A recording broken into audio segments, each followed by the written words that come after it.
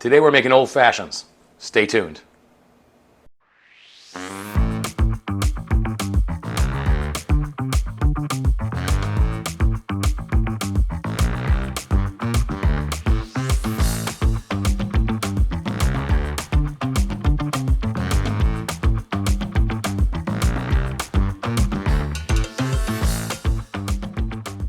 Hi, welcome to Liquid Playground. I'm your host, Adam Berardi. I've been a bartender for 30 years, and today I'm going to show you how to make one of my favorite drinks, an old fashioned. So we're going to get right into it. The first thing you're going to need is an orange, some maraschino cherries. You're going to need sugar cubes, preferably if you can find real cane sugar, that's best. You're going to need some bitters, you're going to need bourbon, and you're going to need club soda. It's a very easy drink. A lot of folks get nervous when they make it. It's nothing to be nervous about. I remember the first time I made this drink was in 1994 for World Cup in Orlando. And I had just got behind the bar for the very first time ever. I had no idea how to make most drinks besides a rum and coke or a vodka tonic.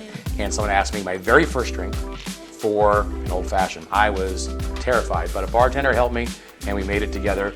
And ever since then, I've probably made thousands of these. So it's really easy to do. All we're going to do is we're going to start with an orange.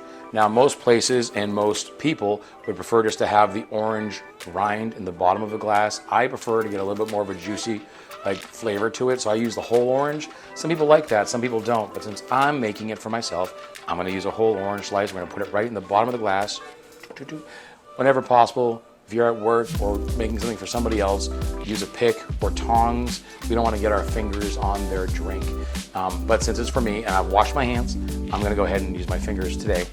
Next, we're going to put a cherry in the bottom of the glass, right on top of the orange. The very important part coming up now, we're going to get our sugar cubes. We're going to take a sugar cube, we're going to stick it right on top of the orange there. Again, use tongs or a pick when you can. And for sugar cubes, you got to use a pick. I mean, tongs, not a pick. A pick would never fit through there. But you put the tongs, use the tongs. I'm babbling today. And then next, we're going to use bitters.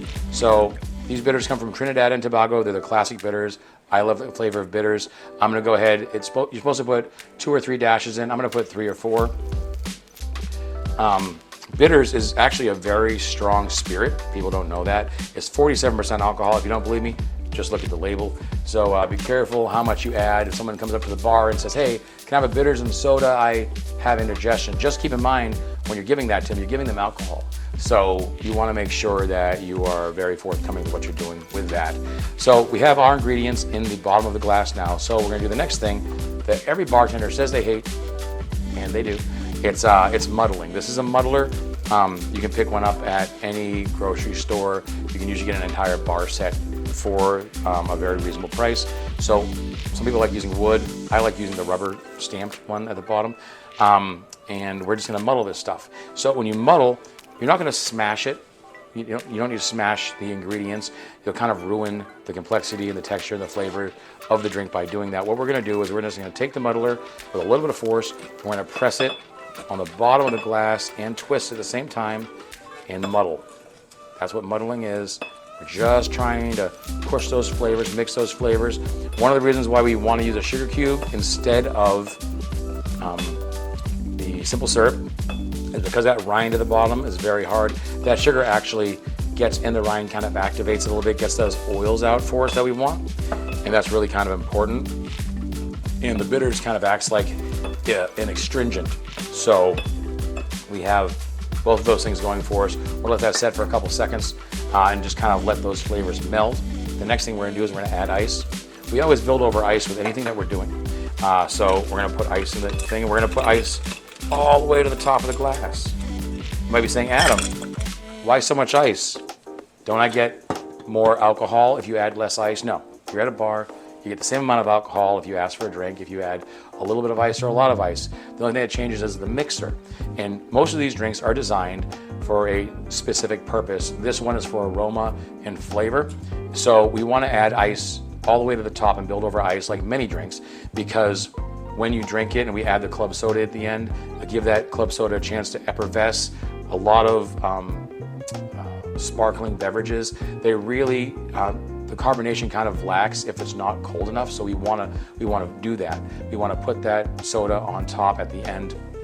Also, when we're using a spirit like whiskey, for instance, or bourbon, you want that bourbon or whiskey to be able to filter over the purified ice and kind of get a really nice taste. It activates it. It makes it a little bit more flavorful.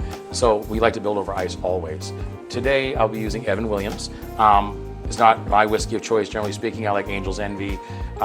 Woodford is great, Bulleit's great. You can use any whiskey you want. Today we're using Evan Williams because that's what I have on hand. And for this, normally you'd pour a 1.5 ounce pour to a 2 ounce pour. Depending on what state you're in, if you are a bartender in a different state, they might say, we only do a 1 ounce pour here. We only do a 1.5 ounce pour, we can't do 2. So it just kind of depends on where you are and what your bar manager says you're allowed to pour. Now, a lot of times, if you're a new bartender or you're working at a bar that doesn't allow you to free pour, they'll have you use one of these things. It's called a jigger. Jiggers are just simply measuring tools. This one is an ounce on top and an ounce and a half on the bottom. So if you were to use this, you'd pour an ounce, you'd pour to the top of this, and you'd pour it in, and you'd pour to the top of this, and you'd pour it in, you'd have an ounce and a half. Today, since I know what my bottle and my pour spout can do, I'm gonna go ahead and free pour today. We're gonna do today it's a smaller glass, so I'm actually gonna do a 4-second pour, which is 1 ounce. And not only that, but I'm probably gonna be doing a lot of these videos today. I just don't want to get tossed, so I'm gonna do a 1 ounce pour, and we're gonna do it by counting to 4. We're gonna grab the top of the bottle, top of the nozzle, hook it at a 45-degree angle, because that's how these are meant to pour. And we're gonna go 1, 2, 3, break. You always break at the 3.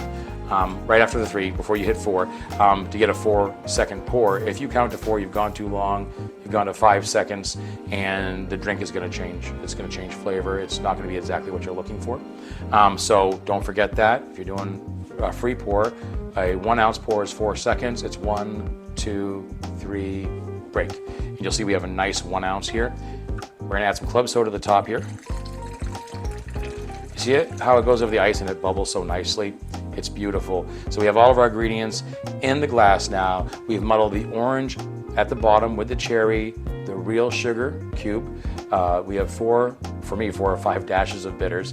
We built over ice, and then we added our bourbon and our soda. That's it. All we're gonna do now is we're gonna add a little twist to it. So I already pre-twisted my orange rind here. However, maybe at your work or at your home in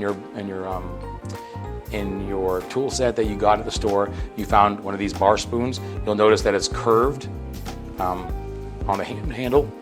And that's one of the reasons why, is so we can go ahead and twist that orange or that rind or lemon, whatever it is, and squeeze right over the rim of the glass and get some of that essence of that oil back out of it for us. And then we're gonna take the remainder and we're kind of just gonna rim the glass a little bit, just a little bit, and then we can go ahead and take that and put it right in. Look how beautiful that looks, right? It's a great drink. It's very popular now. A lot of people have been ordering it, so it's a great one to learn, and it tastes amazing. So here we go. I'm gonna give it a shot, see how it tastes.